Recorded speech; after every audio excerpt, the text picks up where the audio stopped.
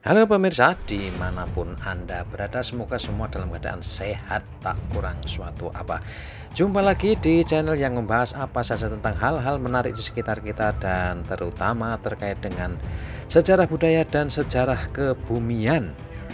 Nah, sejarah kebumian ini menyangkut soal gunung-gunung berapi juga, tentang vulkanologi, dan kebetulan karena dalam beberapa hari terakhir ini ramai aktivitas Merapi dan juga rentetan kegempaan di Ambarawa, Banyu Biru, Rawapening dan Salatiga, maka saya sudah sampaikan beberapa penjelasan terkait sejarah kebumian menyangkut Rawapening, Gunung Telomoyo dan Gunung Ungaran, dan beberapa pemirsa juga meminta untuk mereview tentang gunung-gunung lain di sekitar Jawa Tengah dan DIY karena sangat menarik. Dan kebetulan pada saat ini saya akan mereview sepintas tentang Gunung Api Merbabu. Ya, ini gunung yang bersebelahan dengan Gunung Merapi, dan secara geografi dia sudah masuk di wilayah sepenuhnya Jawa Tengah, meliputi perbatasan Kabupaten Boyolali, Salatiga,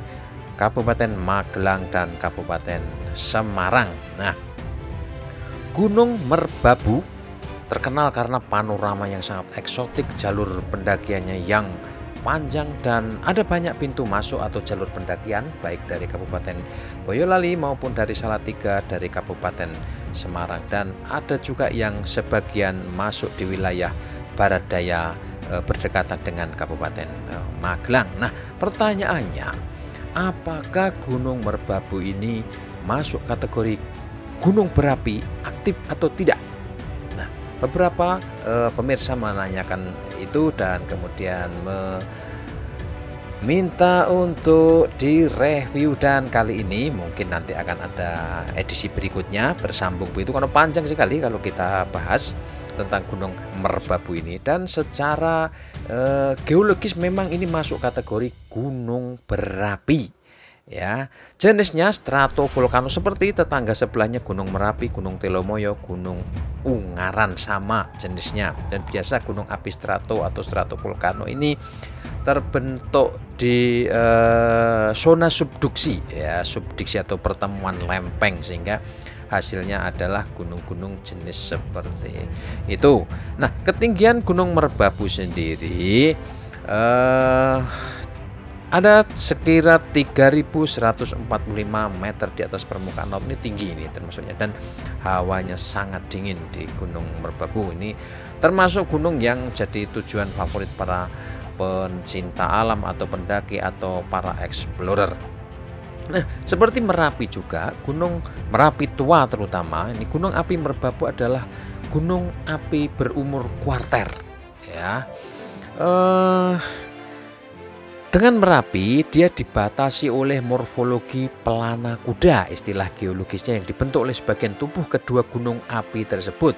Nah, daerah-daerah atau kecamatan atau desa-desa yang berada di pelana kuda ini ada di wilayah Selo, Kecamatan Selo, Kabupaten Boyolali.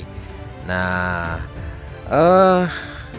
fenomena magmatik di Gunung Api Merbabu memang bisa diamati secara baik, ya. Ada penampakan sisa kawah di kawasan puncak, kemudian ada beberapa sumber air panas, penampakan atau kemunculan fumarol dan solvatara, serta batuan yang teralterasi di area puncak gunung api ini. Nah, data menunjukkan atau catatan dari zaman Belanda menunjukkan erupsi terakhir Merbabu terjadi pada 1797 Masehi. Ya, ini berdasarkan artikel ilmiah yang ditulis oleh Dr. Sri Mulyaningsih dari Fakultas Teknik Geologi, Fakultas Teknologi Mineral IST Aksprin Yogyakarta. Ini Dr. Sri Mulyaningsih ini juga terkenal sebagai ahli geologi yang pernah meneliti secara khusus proses tertimbunnya candi-candi di lereng Merapi. Nah, 1797 adalah erupsi terakhirnya yang tercatat, dan setelah itu tidak pernah ada lagi catatan atau aktivitas vulkanik yang signifikan, terkecuali kemudian pada 31 Maret 2015, harinya Selasa, Sekira pukul 22 sampai 23 ini warga melaporkan ada suara gemuruh disertai kilat di area puncak Gunung Merbabu. Nah, dari fenomena ini kemudian muncul spekulasi apakah itu pertanda aktivitas vulkanik Gunung Merbabu meningkat, ataukah dentuman keras tersebut tidak ada hubungannya dengan aktivitas vulkanik Gunung Merbabu, dan apakah erupsi Gunung Merbabu masih potensial terjadi. Nah, jadi itu sangat menarik, dan sampai hari ini memang belum ada gejala-gejala yang menunjukkan aktivitas vulkanik Gunung Merbabu seperti tetangganya di selatan yang sangat aktif, dan kemudian nanti akan diperoleh temuan-temuan yang sangat menarik apakah Gunung Merbabu ini masih mungkin meletus. Bagaimana ciri-ciri, bagaimana pertandanya, termasuk saya juga akan membagi sedikit hasil penelitian dari Muhammad Sarkowi ini pada tahun 2010 yang meneliti secara khusus ya struktur bawah permukaan Gunung Merbabu. Ya, menurut Sarkowi ini dari Fakultas Teknik Geologi Geofisika Fakultas Teknik Universitas Lampung di Provinsi Lampung sana, karena sedikitnya catatan dan hasil penelitian, maka memang gunung ini menyimpan banyak misteri ya bagi kalangan vulkanolog atau geologi ya, ahli-ahli geologi ya. Secara umum memang masyarakat tidak menemukan secara kasat mata terkait dengan ciri-ciri aktivitas post-vulkanik yang mencirikan suatu gunung akan berhenti aktivitas secara total atau tidak.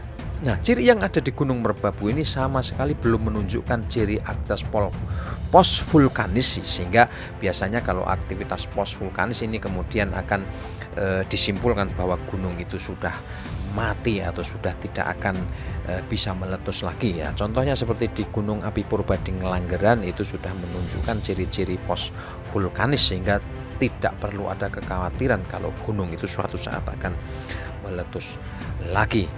Nah, di Merbabu ini memang aktivitas post-vulkanisnya ini belum menunjukkan ciri mati, sehingga gunung ini dikategorikan dalam gunung yang sedang dalam masa istirahat panjang atau tidur atau dorman.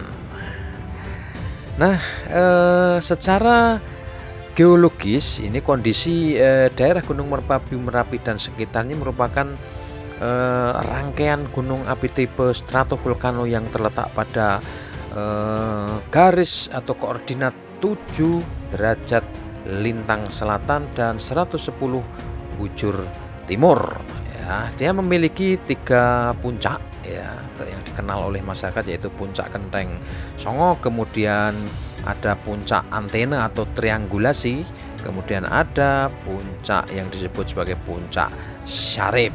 Nah, ada 5 kawah yang diidentifikasi oleh Muhammad Sarkowi ini di puncak Gunung Merbabu, yaitu ada Kawah Rebab, Kawah Kombang, Kawah Kendang, Kawah Candra Timuka, dan Kawah Samber Nyawa. Nah, dari sisi bentuknya Gunung Merbabu ini memang memiliki bentuk yang besar dibandingkan Gunung Merapi yang sangat ramping, artinya ini melebar di bawah. Kalau Gunung Merapi ini kerucut, betul-betul kerucut, bisa dilihat dari segala sudut, itu segala sisi, itu menunjukkan bentuk tubuh yang ramping dan lancip begitu. Nah, puncak Gunung Merbabu ini dapat dibagi menjadi 3 satuan graben gunung, yaitu yang pertama adalah graben Sari yang mengarah ke timur tenggara dan barat serta barat laut, kemudian graben Guyangan yang mengarah ke selatan, barat daya, dan utara timur, serta yang ketiga adalah graben Sipendok dengan arah barat laut timur tenggara.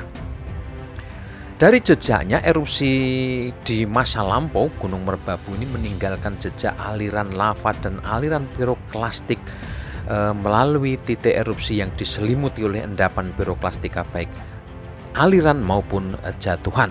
Titik-titik erupsi tersebut dapat diperkirakan melalui jalur sesar dengan arah utara barat laut, selatan tenggara, serta melalui daerah puncak. Ini penelitian pernah dilakukan oleh seorang geolog dari Belanda, yaitu Newman van Padang pada 1951.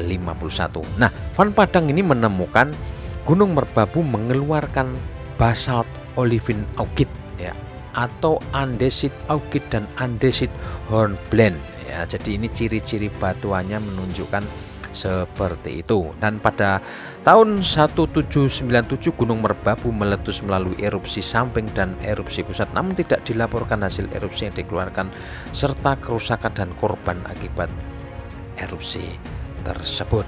Nah, kemudian berdasarkan riwayat seperti Gunung Merapi ini yang terbentuk, Merapi Muda ini terbentuk pertama kali sekitar tahun 60.000 sampai 80.000 tahun yang lalu.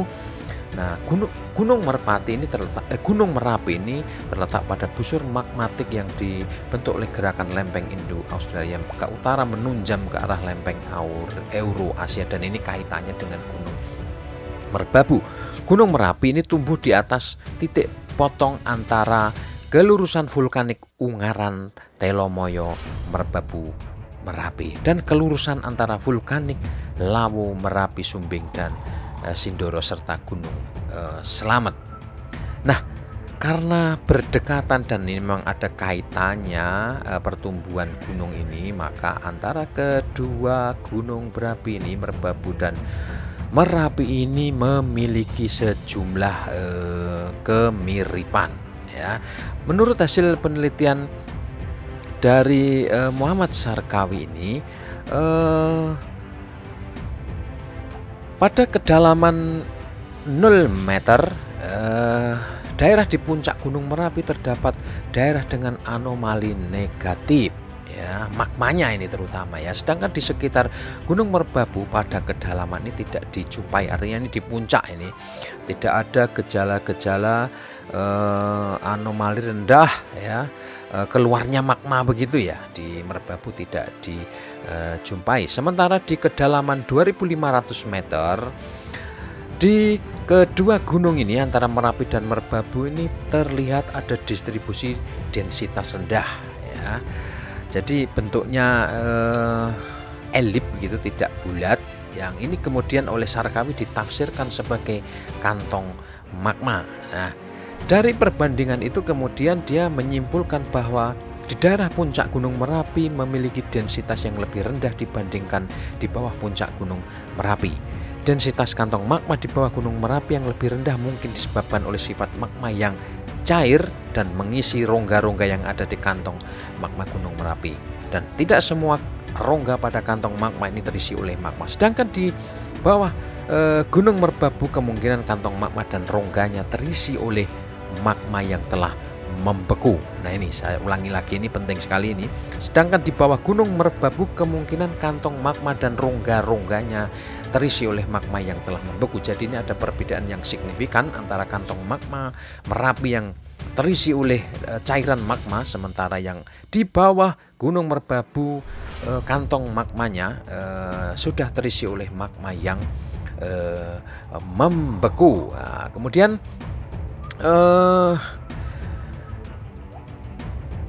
kantong magma Gunung Merapi berdasarkan hasil penelitian Sarkawi ini berbentuk cembung ya, seperti guci begitu, dengan kedalaman berkisar antara 500 sampai 6.000 meter.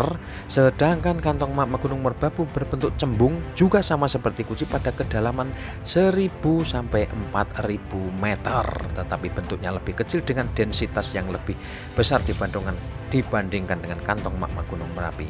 Posisi kantong magma Gunung Merapi dan Merbabu ini relatif sejajar dengan arah utara ya. Jadi kesimpulan yang diambil oleh Muhammad Sarkawi terkait dengan analisis mengenai struktur di bawah puncak Gunung Merbabu ini jelas. Dia sampaikan bahwa kantong magma Gunung Merapi terisi oleh magma yang bersifat cair mengisi rongga-rongga, sedangkan kantong magma di bawah puncak Gunung Merbabu terisi oleh magma yang sudah membeku ya. Jadi dengan demikian apakah kemudian ini akan mempengaruhi potensi dan kemungkinan letusan di Merbabu? Tidak, ya tentu saja secara teoritis, secara geologis ketika kantong magma yang sudah terisi oleh magma yang sudah membeku, maka kemungkinannya ini menjadi lebih kecil daripada seperti yang di Merapi yang kantong magmanya dipenuhi oleh cairan magma dan ini bisa melewati rongga-rongga yang sering disebut sebagai pipa magma dan bisa keluar menimbulkan erupsi. Nah, ini bagian pertama tentang Merbabu, dan dari cerita ini maka pemirsa barangkali bisa mendapatkan pengetahuan awal, dan tentu saja nanti para ahli akan bisa lebih menjelaskan karena terjadi gejala-gejala rentetan kegempaan yang disebut sebagai gempa swam atau kerumunan gempa di wilayah sebelah utara Gunung Merbabu. Ini sempat membuat warga di Banyu Biru, Ambarawa, Salatiga dan sekitar Rawapening itu was-was, dan secara fisik memang terjadi kerusakan di beberapa bangunan rumah, ada retakan-retakan di dinding, begitu akibat gempa-gempa yang sejauh ini skala magnitudonya masih di bawah 4 skala Richter. Nah, jadi pemirsa, Gunung Merbabu sejauh ini masih masuk kategori gunung berapi yang inaktif atau tidak aktif, atau sedang istirahat, atau sedang tidur, atau sedang dorman. Apakah kemudian berpotensi untuk terjadi letusan? Ya, alam selalu mencari keseimbangan sehingga tidak bisa dikatakan bahwa gunung itu tidak mungkin lagi meletus. Demikian informasi yang bisa saya bagikan. Mohon maaf, nanti barangkali kalau ada kesempatan akan kita sambung di bagian berikutnya tentang Gunung Merbabu, riwayat sejarah, dan dalam khasanah sejarah budaya gunung ini juga disebut sebagai Gunung Damalung dan pernah dicatat oleh Pujangga Manik yang pernah melintas dari Jawa Barat ke wilayah timur Pulau Jawa. Semoga informasi ini berguna untuk Anda dan kita semua. Salam tangguh dan salam lestari. Dadah. Sampai jumpa di edisi berikutnya. Jangan lupa like, komen, dan subscribe.